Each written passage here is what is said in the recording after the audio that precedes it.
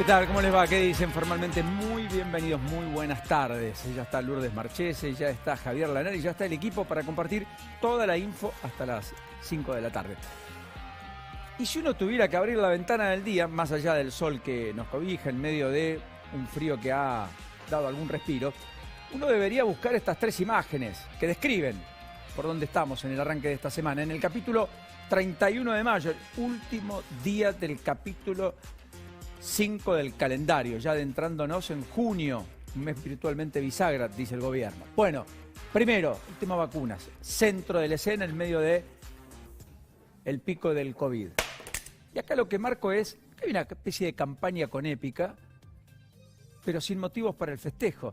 Y eso es lo que sorprende. Esta imagen que se ha repetido de Bisotti, de el gobierno, el oficialismo, las 17,5 millones de vacunas con las que cuenta la Argentina, un stock de poco más de 5 millones de vacunas que hay que, naturalmente, rápidamente colocar.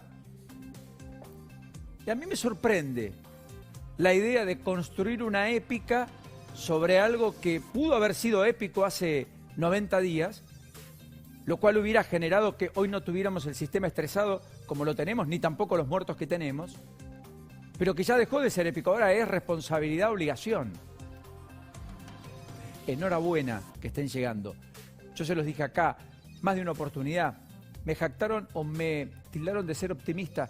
Yo tengo fe respecto a que la Argentina retome un ritmo razonable de vacunación y le imprima a la gestión alguna adicional, como casi un salvoconducto para el oficialismo, para no terminar de desintegrarse en los próximos 3 meses. Es clave. Hay que vacunar 6 millones de personas por mes. El fin de semana se vacunaron 300.000 personas. Fue el fin de semana de mayor vacunación en la Argentina. Y hay que hacerlo, y hay que tener vacunatorios probablemente 24 horas, y habrá que tenerlos. Si las vacunas están, hay que rápidamente aplicarlas. La ciudad ya habilitó para mayores de 45 con comorbilidades a partir del día de hoy. Es probable que sobre fines de esta semana habilite a mayores de 40 con factores de riesgo. Ya en la provincia de Mendoza se está empezando a vacunar, además de anotar a mayores de 30 con factores de riesgo y personas con discapacidad. Se está terminando de vacunar al cuerpo de docentes, porteros, personal auxiliar de la educación en la provincia de Río Negro, donde además se está vacunando a los mayores de 50. En Neuquén, el gobernador Gutiérrez, en el marco y en el contexto de una situación sanitaria dramática, con unidades de terapia intensiva total y absolutamente colapsados. Se ha quintuplicado el consumo de oxígeno respecto a la primera ola. Ayer Neuquén tuvo en un día poco más de 22 víctimas fatales. Registro hasta aquí inédito. Tienen casos crecientes y efectivamente casi un centenar de pacientes que están buscando camas para poder ser tratados como corresponde en el lugar que corresponde, con un sistema que no es todo lo flexible que a uno le gustaría, que tiene límites impuestos por la infraestructura y por sobre todas las cosas por el recurso humano, a esta altura que está absolutamente exhausto, realmente exhausto. Lo cierto es que Gutiérrez dijo que ya hay un 90% de la población objetivo que está vacunada y que esta semana van a terminar de vacunar, con una dosis, por cierto, van a terminar de vacunar al 25% de la población total. En la Argentina tenemos 20% de la población con una dosis. Y vamos camino al 23% sobre fines de esta semana. Quizás, o comienzo de la próxima. Pero tan solo tenemos poco más de un 6% con 2 dosis, que significa efectivamente inmunidad. Tenemos que rápidamente subir todo ello.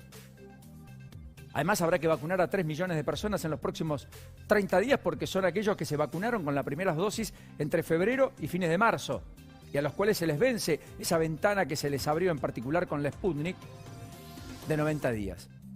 Recuerden que las vacunas que están llegando son las de AstraZeneca, llegaron más de 2.100.000 hoy. Esas vacunas, particularmente se está recomendando que la ventana entre la primera y la segunda dosis no sea tan larga, que sea de no más de 2 meses. En un contexto en donde el mundo está buscando amacarse para rápidamente dejar atrás la pandemia y por lo tanto empieza a probar cosas en medio de la emergencia que parecen dar resultados. Por ejemplo, que efectivamente la vacuna de AstraZeneca ya se está alternando en Europa con la de Pfizer. Ya están en estudio incluso otras combinaciones que podrían existir aquí en la Argentina, si es que hay demoras en la Sputnik V, segunda dosis, como el gobierno ha reconocido que se tiene.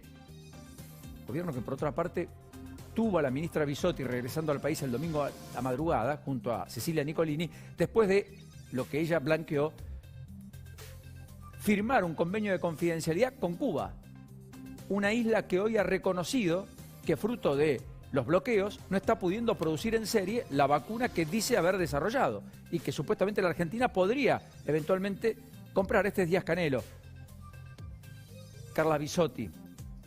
Allí estuvo el encuentro entre el ministro de Salud y el presidente de Cuba.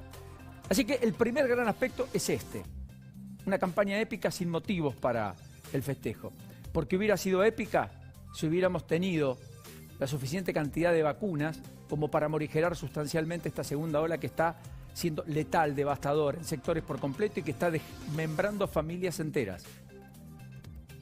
Y donde nos hemos ambientado, acostumbrado a casi 500 muertes por día. 500 muertes por día. Piensen tan solo hace exactamente un año, cuando no llegábamos a las 20 o 30 por día. Si nos hubieran dicho que íbamos a tener 500 muertes por día, ¿qué hubiéramos dicho? ¿Y cuán fracasado hubiera sentido el gobierno su gestión si eso hubiera ocurrido? Eso está ocurriendo, eso sucedió. Ya estamos casi en 80.000 muertos en total, fruto del COVID, que pega mortalmente, además, en segmentos etarios, hoy un poco más jóvenes, fruto de las nuevas variantes de los que pegaba hace algún tiempo atrás. La segunda consideración de la Argentina que tenemos por estas horas, podemos hablar un poco más de las vacunas y demás, es esto. Y es la idea, yo un poco lo marcaba en el pase, de un gobierno indicativo en tensión permanente. Y cuando digo un gobierno indicativo, ¿qué es lo que estoy diciendo? Que no es un gobierno imperativo, es indicativo. Lo que dice, lo que resuelve, lo que empuja, es un indicativo que no necesariamente se convierte en la ley o en algo que el resto sigue como regla. Y esto le ha pasado con los últimos decretos de necesidad y urgencia a propósito del combate contra la pandemia, pero en tantas otras aristas. Y con una tensión permanente, primero puertas adentro. Primero y fundamentalmente puertas adentro. Que conlleva situaciones muy dramáticas. Desde Bernie cruzando a Sabina Frederick, una vez más hoy, diciéndole abiertamente y en público que le mienta al presidente, ministro de Seguridad de la provincia, versus la ministra de Seguridad de Nación.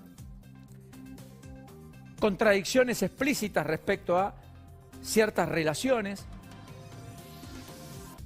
respecto a cómo vincularnos con el mundo, un mundo que empieza a vislumbrar que Argentina ha dado un viraje extraordinario en materia de política exterior y que más que parecerse a Occidente se parece mucho a Oriente y que va en búsqueda de acuerdos ya explícitos con Rusia, con China y que su mapa geopolítico eventualmente también pasa por cobijar lo que a China y Rusia le son importantes como intereses estratégicos. Y en ese contexto ya no es Israel un aliado estratégico y por eso la condena que Israel hace sobre lo que Argentina ha hecho en la votación de las Naciones Unidas, cuando se termina alineando a países como Venezuela, como Cuba, como Bolivia, cerca de Hamas y lejos de Israel, en el conflicto con Palestina, por lo cual Israel ha convocado de urgencia a su embajador en la Argentina, y hoy el presidente Alberto Fernández va a tener un encuentro con el titular de la DAIA a las 5 de la tarde, para explicarle no sé qué, porque el titular de la DAIA lo que dice es, a nosotros esto nos perjudica y mucho, cuando justamente el gobierno estaba envalentonado en hacer acuerdos con Israel para, entre otras cuestiones, desarrollar tecnología que permitan en la Argentina quizás desarrollar la vacuna que Israel está ya terminando de aprobar. Lo cierto es que las contradicciones son tan manifiestas que hasta un ministro como el ministro Guzmán, que aparece ahora una vez más empoderado, no pudo echar ni siquiera un subsecretario porque Cristina Fernández de Kirchner lo obturó. Guzmán está buscando una política para acercarse al Club de París. Hoy vence un pago, 2.400 millones de dólares. Guzmán no lo va a pagar. Hay 60 días por delante antes de caer en default. ¿A qué aspira Guzmán? A que el presidente vuelva a Francia sobre fines del mes próximo de junio, que vuelva a tener un encuentro con Macron, que haya alguna solución salomónica en el Club de París que postergue y patee para adelante este pago, este vencimiento, porque en el medio lo que llega a la Argentina el mes próximo ya muy pronto, en los próximos días, es una misión del Fondo Monetario Internacional con la cual Guzmán va a querer hacer algún tipo de preacuerdo o alguna carta de intención, así lo llaman los economistas. ¿Para qué? Para intentar mostrar buena predisposición, cercanía, etcétera, y que eso sirva de trampolín para que el Club de París nos postergue el pago que Argentina tiene que hacer a la espera de una negociación integral que Guzmán mismo quiere ver concluida antes de las elecciones, no después de las elecciones, con el fondo en una especie de acuerdo de facilidades extendidas por los próximos 10 años, donde habrá un monitoreo mucho más presente de las cuentas públicas de parte del organismo multilateral de crédito. Claro, acá que dice Guzmán también, es cierto. Miren, en medio de la pandemia, río revuelto, aparecen las ganancias de pescadores. En ese contexto, en la pandemia, con restricciones muy severas, donde el fondo además está haciendo aportes extraordinarios porque la economía mundial se ha resentido enormemente, hoy hay una situación de cierta ventaja, entre comillas, para negociar ciertas cosas. Pero en 4 meses, 5, cuando el mundo deje atrás la pandemia, cuando Estados Unidos esté abierto por completo, cuando Europa así también lo esté, y cuando buena parte de la región, Chile, Uruguay y otros países también, probablemente allí el fondo no tenga tanta condescendencia con países como la Argentina. Quizás allí todo el mundo esté vislumbrando las nuevas oportunidades de negocios, el famoso rebote, el crecimiento que nos permita o que le permita al mundo en buena medida recuperar mucho de lo perdido. Ahí la OCDE dice, entre otras cosas, la Organización de los Países más importantes del planeta, que Argentina va a ser uno de los últimos en recuperar lo que perdió en pandemia, mientras el resto lo va a hacer mucho más rápido. Es el país del G20 que más tardará en recuperar su economía. Eso es lo que ha dicho la OCDE, para mostrar un poco dónde estamos. Así que por eso Guzmán ahora tiene un apremio que no sé si el resto del gobierno acompaña, particularmente Cristina Fernández de Kirchner. ¿En qué? En acordar un plan de facilidades extendidas con el fondo que le permita posponer vencimientos con el Club de París, también con el Fondo Monetario Internacional, que no son menos este año ni el próximo, y que incluso permita allanar definitivamente el camino para recuperar o reconstruir cierta confianza, a lo cual Guzmán tiene una, yo diría, adicional tarea mayúscula, titánica, que es crear un plan económico. Porque si no, como dijo Álvarez Agis, la sensación es que en la economía está todo roto, que la gente la está pasando pésimo, que no hay una hoja de ruta, y que esas contradicciones y esa tensión permanente en la que entró el gobierno, puertas adentro y hacia afuera, con la oposición, con los productores agropecuarios que extendieron el paro de comercialización de la carne hasta el miércoles, lo cual podría impactar en las góndolas o en algún desabastecimiento, etcétera, con precios más altos. Lo cierto es que ese gobierno no está siendo funcional a una estrategia acuerdista que intente cerrar, zanjar diferencias, proyectarse, superar las discusiones y salir para adelante.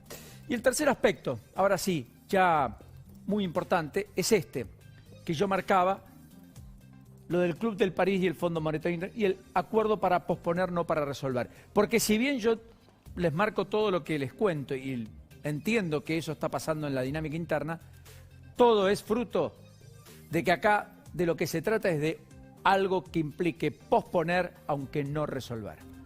Que la Argentina, en la dinámica en la que está, con el proceso político que vive, la pandemia que transitó y transita, lo único que puede hacer es patear para adelante y finalmente ver cómo termina todo. Lourdes, bienvenida, ¿cómo estamos? ¿Cómo estás, Paulino? Hola, Javi.